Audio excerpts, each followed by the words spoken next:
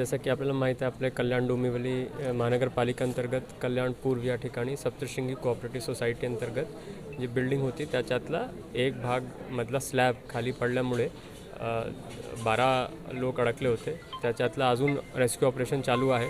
जवळजवळ 3 तासपासून rescue operation चालू आहे. त्याच्यामध्ये महानगरपालिकाची सगळी टीम, लोकल प्रशासनची टीम, महसूल प्रशासन, आरोग्य प्रशासन, माननीय आमदार गायकवाड मॅडम, इतर लोकप्रतिनिधी, सर्व नागरिकही इथे उपस्थित आहेत. त्यांच्या सहकार्य लाभत आहेत. सिव्हिल डिफेन्सची ही टीम आपल्यासोबत आहे. विशेष करून TDRF Thane disaster response force यांची एक विशेष तुकडी इथे येऊन आपली मदत करत आहेत. आतापर्यंतची जे रेस्क्यू ऑपरेशनचे आहे त्याच्यामधले 12 लोक जे अडकले होते त्याच्यातले आपण सर्व काढलेत. अजून आपलं काम चालू आहे, पण त्याच्यातले 6 लोकांची अनफॉर्च्युनेटली दुर्दैवी मृत्यू झालेली असा प्राथमिकदर्शनी आपल्याला कळते.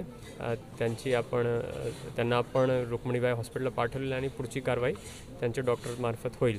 आणि उरलेले जे 6 लोक आहेत ते आज रोजी ते ट्रीटमेंटवर विविध ठिकाणी विविध हॉस्पिटल्सवर त्यांचे ट्रीटमेंट चालू आहे. सर, ही या बिल्डिंगला सुद्धा धोकादायक बिल्डिंग होती असं समजतंय, काय नक्की माहिती आहे, काय सांगू? जे आपले C1 C2 कॅटेगरी आपण महानगरपालिकामार्फत घोषित करतो त्याच्यामधली हे सध्या इमारत नव्हती. पण तरी आपण मागे प्री मॉन्सून ॲक्टिव्हिटी म्हणून आवाहन केला होता की प्रत्येकाने त्यांचे स्ट्रक्चरल ऑडिट करून घ्यावं. म्हणून तसे यांना आपण एक हे केलं होतं, कळवलं होतं की स्ट्रक्चरल ऑडिट करणं गरजेचं राहील. मात्र जे प्रथम निदर्शनी माहिती असं कळते की आतलं स्लॅबच्या काही डागडुजी आणि ते चालू होतं आणि चालू असताना हे घटना घडली असं कळते.